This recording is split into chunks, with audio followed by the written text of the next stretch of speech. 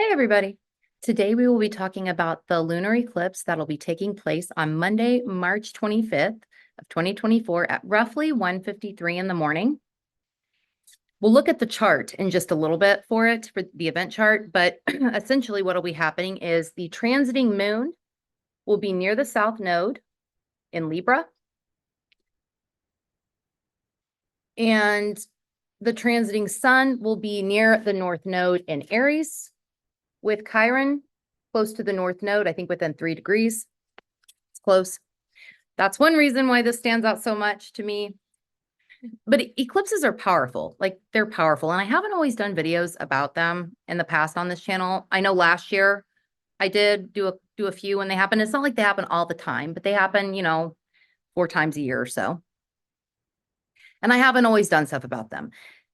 That probably will change in the future because when they happen, they are important. They should be talked about. I kind of took this approach, like, everybody and their mother talks about this. Why should I?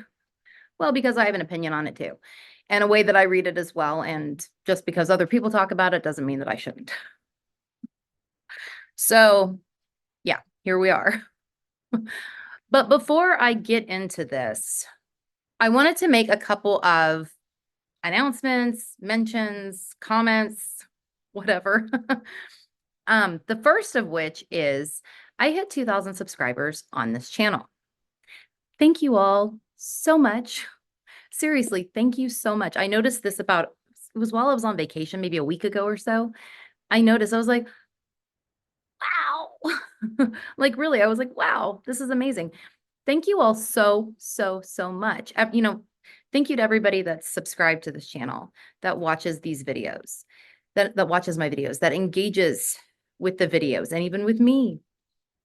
Thank you to everybody that has had me do astrology work for them. I mean, what an honor and a privilege. Seriously, it is such an honor and such a privilege to be able to do this kind of work for you, because I am so appreciative of all of it. Like, just sitting back in complete gratitude. I will be making my readings. I'll be having like a sale essentially on my readings. From now, I'm not totally sure what day I will be uploading this video, but from when you're watching this or when the video is uploaded through Tuesday, April 8th of 2024, kind of to get everybody through eclipse season, if you need a reading for eclipse season or whatever, whatever the case might be. This will only be on my Zoom readings or over the phone readings. And Zoom readings can either be, you can either get them like face-to-face on Zoom where we talk in real time, or I can record the reading for you and email it to you. That's also a Zoom reading.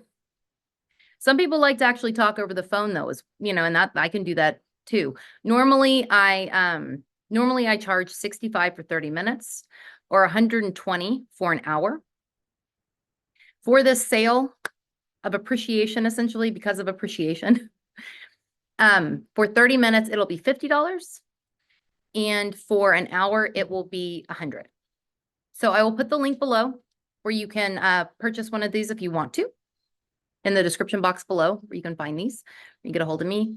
You're also free to shoot me an email at ellie@saturnseason.com or saturnseason@gmail.com. If you're curious about like what I can do for you, hit me up. Let me know. Let me know what you're wanting, and we'll try to work something out. Another thing I wanted to mention, I'm looking at my notes. I have notes for this part and for the part about the eclipse. So if I'm like looking down, that's what I'm doing. Okay, another thing I wanted to mention, I've had a few people reach out asking me if I'm going to be running my course, The Fundamentals of Chart Weaving, again this year. Yes, the answer is yes. And I think people have been asking because normally by now, I would already be running ads for it and things like that, and flyers and all of that. But April is way, way, way too busy personally for me to even entertain starting a class. That's usually when the classes for this course would start, is in late April. Can't do that this year. I am shooting for May though, for this course to begin in May. I'm not sure exactly how long it'll be, and I'm not sure exactly what it'll cost. I don't have a syllabus yet, but if you are interested in being a part of it this year and being one of the students, and I do only want 8 people max. That's what I did last year. That's what I did the year before. I like to keep the courses small because I like the class size to be small. The smaller the classes are, the more available that I can be to each student. And that really does matter to me. That really does. Because I really want you all to learn and I want to be able to give of myself, so that you can. So if you are interested in being one of the 8, shoot me an email again at ellie@saturnseason.com or saturnseason@gmail.com. Let me know that you're interested. I will take your name down, take your name and your email down, and let you know when I have like the syllabus and all of that, the cost, all of that worked out. And one other thing, because I might be playing with the star cards some more. I will put the link below where they can be purchased. This astrological learning tool. They're amazing. I know I say that because I'm one of the creators of them, but they really are amazing. Like I would think they were amazing even if I didn't. I wasn't one of the ones that created them. Okay. So this eclipse. Let me pull, I'll pull the chart so that you can follow along with me for just a little bit.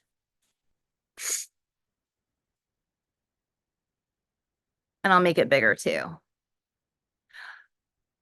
Okay, so here is the chart for this lunar eclipse. We have the moon at 5 degrees Libra, south node at 15 degrees Libra.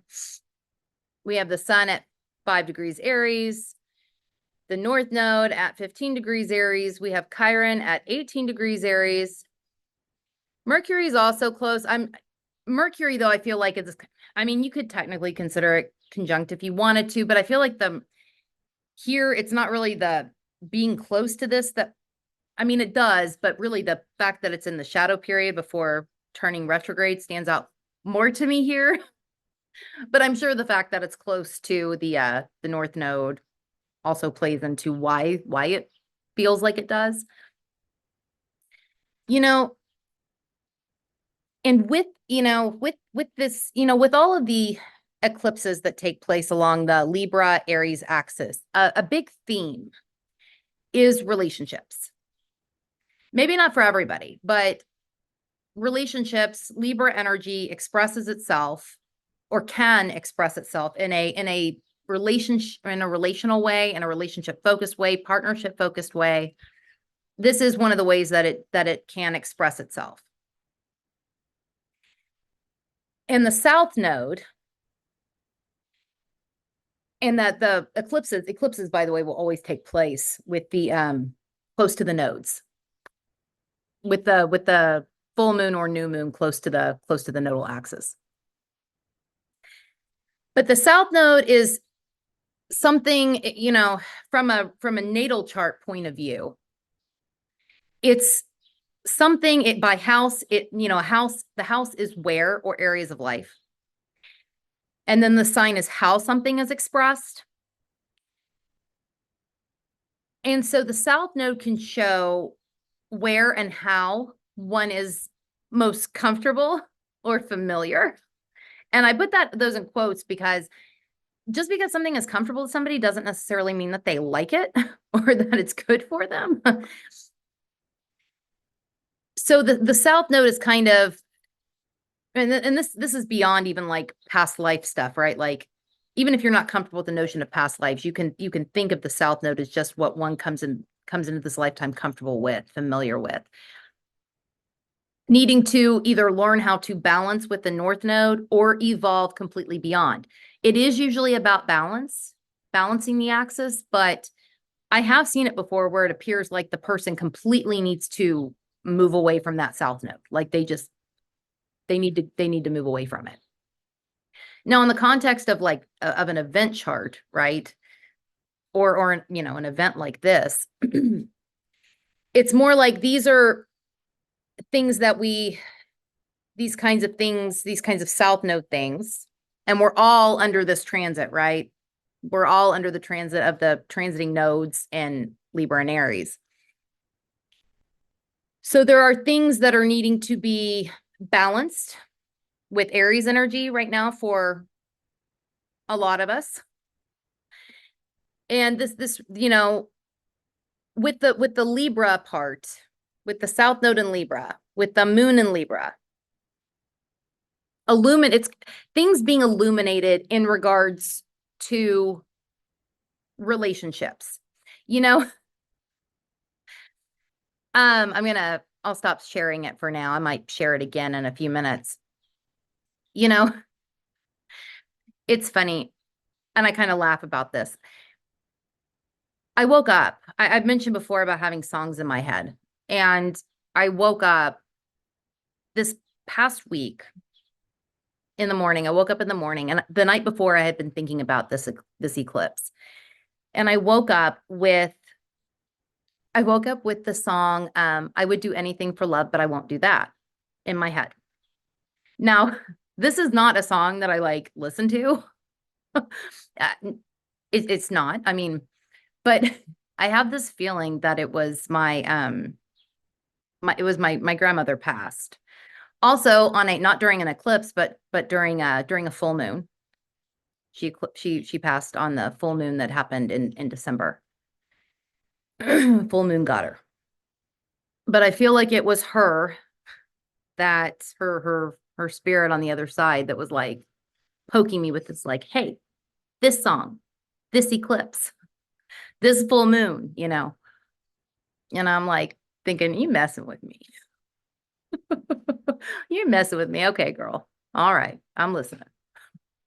So I'm like, so I look up the lyrics and I'm like listening to them, like, yeah, this really does fit for this particular eclipse. It just does. The song, the lyrics, they do fit.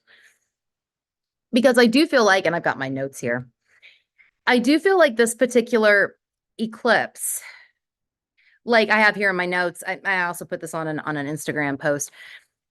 Relationships feel like they will be illuminated under this lunation for some of y'all. This could be any kind of close partnership, not just romantic, though those are certainly in play.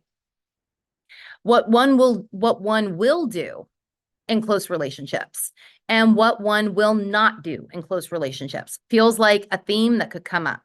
Libra energy, where the moon and south node fall, likes to please and keep balance. Aries energy, where the sun and north node fall, generally speaking, won't forsake itself to keep the balance or to please, and also won't do anything it doesn't want to do. Showing up authentically in relationships, which is hard to do if one is in a state of pleasing all the time, feels like the thing to do here. By doing this, one can better figure out what they will and will not do in those relationships, which can actually make the relationship stronger. I think there is something about that here. Maybe not for everybody, not for everybody, you know, across the board. Let me make this bigger for a second. Not for everybody across the board, but because, you know, it really does matter what this eclipse or any transit, right? Any transits are doing to one's chart. But I do think that for some of y'all, what you will do and what you will not do in relationships will be highlighted. Now, this could manifest in different ways, right? You might be hearing that thinking, oh, are you saying that relationships are going to end or whatever? And it could, right? If something is illuminated to you and you realize, I'm not going to do this. I'll do this in this relationship, but I'm not doing this and this. And by not doing this or this, that could be a deal breaker for the partner in this relationship. That's loud. The street is very noisy today. You know, it could be a deal breaker. So for some people, there could be an end of relationship, you know, that illumination could cause things to end. For other people, though, this illumination of what they will not do in relationships could make the relationship stronger. It absolutely could. You know, like in the song, like the lyrics, the woman in the song sings like, sooner or later you'll be screwing around, and then he goes, but I won't do that, right? That kind of a thing could make a relationship stronger. You know, maybe you won't screw around in relationships. You know, maybe, you know what I mean? And that could be literally screwing around, or, you know, just just doing other screwed up shit, you know, whatever the case might be. But maybe you decide that you won't do that. You're not going to do that. You're not going to do other things that could hurt the relationship that you have. And again, this could be romantic This could be close friendships. This could be all kinds of close one-on-one relationships. Though I do think that romantic ones are probably, maybe, for a lot of y'all, that's going to be maybe where this lands, but it could be friendships, it could be business partnerships, it could be, all kinds of close relationships, close one-on-one relationships. Another thing that feels highlighted here, I'm reading from my notes. Another thing that feels highlighted is the notion of moving towards something that is a little scary, yet it's something the person is passionate about. Aries energy is for sure passionate and can be fearless and or fearful. Doing things that feel scary are usually good for it. Do you face something scary with fearlessness, fearfulness, or a little bit of both? As long as you face it and go after it if it means something to you, that's what matters. Libra energy can be very indecisive, weighing all the options to the point that it sometimes doesn't make a decision or takes too long to make a choice. This lunation may be asking you to consider where things like indecision happen and what scary decisions you can make going forward. And maybe it's just making a decision at all that is the scariest part for some of you, or so you might find. With the North Node in Aries, the North Node in Aries can manifest in a whole bunch of ways, right? It's what you're wanting to move into. Or what we're collectively moving towards, if you will, since I'm not talking about this lunar eclipse up against somebody's specific chart. Aries energy is, we think of Aries as oftentimes as fearless. But Aries can deal as much with fearlessness as it can deal with being fearful. It can. And Libra energy, where the South Node falls, we think of comfort, right? The South Node is already what one is comfortable with, regardless of what sign it's in. But when we think of comfort, we often think of the sign of Taurus, being materially comfortable, physically comfortable, all of that, being secure. But Libra energy Libra is also ruled by Venus, and Venus also wants to express comfort. But the difference here with Libra and Taurus is that Libra relational comfort is what Libra wants. Whereas Taurus wants material and physical comfort. But there is a comfort thing going on with Libra too. It doesn't get talked about as much, but it's definitely there, especially in relational comfort, that kind of thing. And even in not displeasing, not displeasing people. There can be a comfort in that. There can even be a comfort in the indecision, because if you haven't decided, if you haven't made a choice, then you haven't pissed anybody off yet. Because a lot of the time when you make a choice for something, when you make a decision, maybe not always, but oftentimes somebody may not be a huge fan of it. And, Libra energy would rather keep the peace than do something that's going to piss somebody off. So there is this, there is all of that going on here. And for some of you, perhaps moving out of this comfort in, comfort in keeping the peace, comfort even in indecision and weighing the options. And it doesn't sound like indecision would be comfortable, but I think it can be. I think it can be. And moving into, doing things that might be a little scary for it, moving away from the comfort into something that might be a little scary, might be new, might be a new thing. And it very well could be, right? Aries energy is also like new beginnings. So it could easily be something that is new. But there is, and when I say scary also, let me make it known that I'm certainly not implying anybody do anything that puts themselves in danger of life or limb. That's not the kind of scary I'm talking about here. I'm talking about, you're okay, like I'm thinking to myself, like you're passionate about something, you feel a lot of passion towards something. Aries energy is passionate. You feel passionate about something, but maybe you don't want to go after it because you're afraid that you're going to piss somebody off or it's going to throw your life out of balance, right? Libra energy also likes balance. You're afraid it's going to throw your whole life out of balance. But yet you know that this thing that you're passionate about that's new, it might be a little scary or what have you, is a good thing, right? It's so that those are the kind of things. Those are the kind of scary things that I'm talking about. Nothing that's actually going to, hurt you or anything like that. I certainly am not talking about that.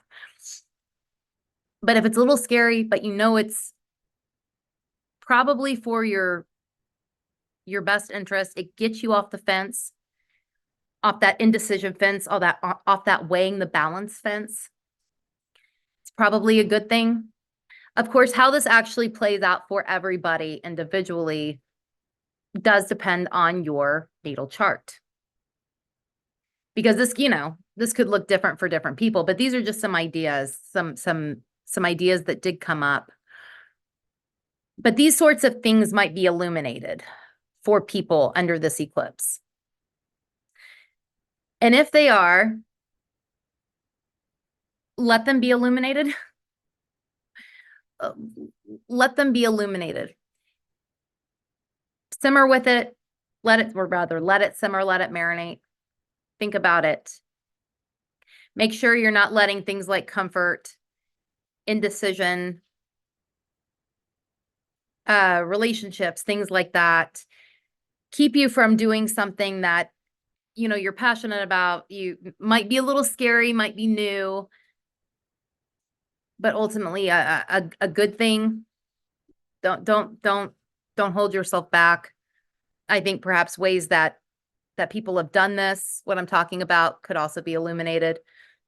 There is a lot of intensity here also because we have, transit Pluto is at 1 degree Aquarius. It is trine the moon. It is sextile the sun. These are harmonious aspects, but Pluto definitely adds a power punch to this.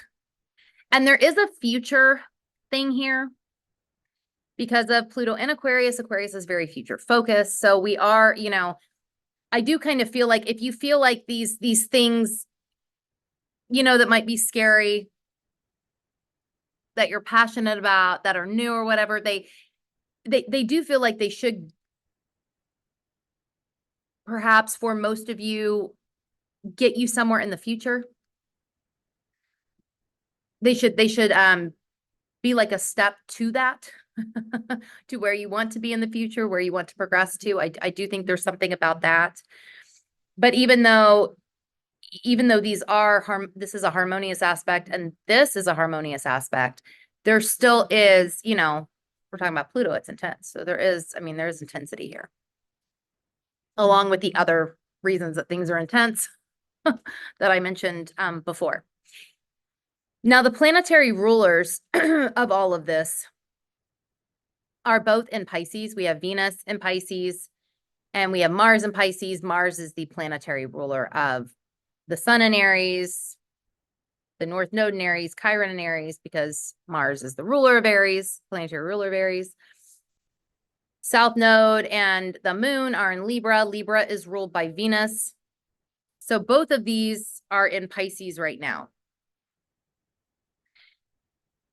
Now, with this, with the North Node in Aries and Mars in Pisces energy is so fluid. It is so fluid. There does feel like a need to just kind of let things, Pisces energy is so fluid. It just kind of to be. When I think of Pisces, it's like Pisces energy just kind of it exists.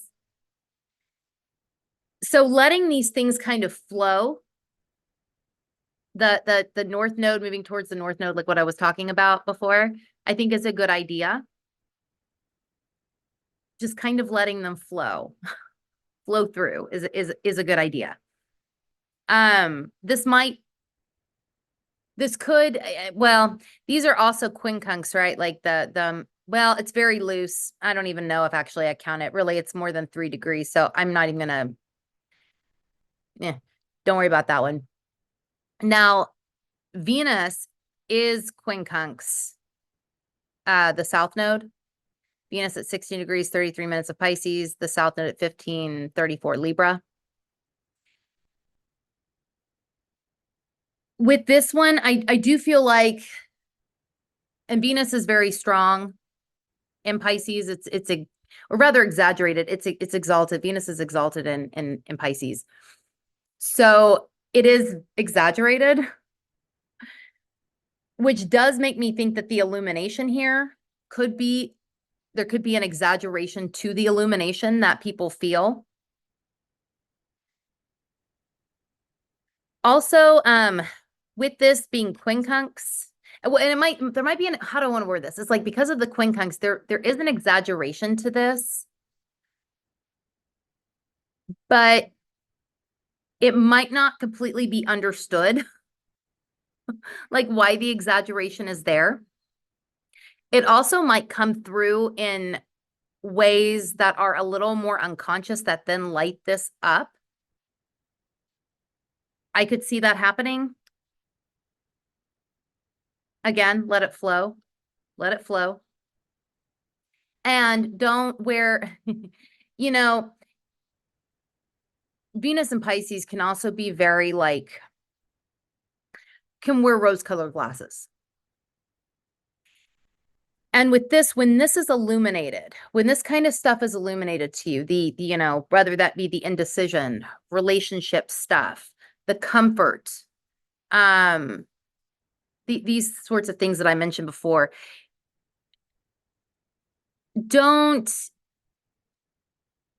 how do I want to word this? Don't automatically go to like put a more positive spin on it. Because I could kind of see that happen with the quincunx. I could see it happen with the quincunx in this case, especially with all the stuff in Pisces. Just watch for that. Just watch for that here. Like, just try to be very real with whatever is illuminated. I think it'll be okay. I think you'll be okay. Just try to be as real as possible with what does come up, with what is illuminated over the course of this eclipse. I think that's pretty good. Chiron here, though, let me say one more thing, actually. Chiron here. None of this is easy. Not particularly easy, because we're talking about Chiron, but I do think there is something very healing about this. About, maybe deciding what you will do and will not do in relationship with another person.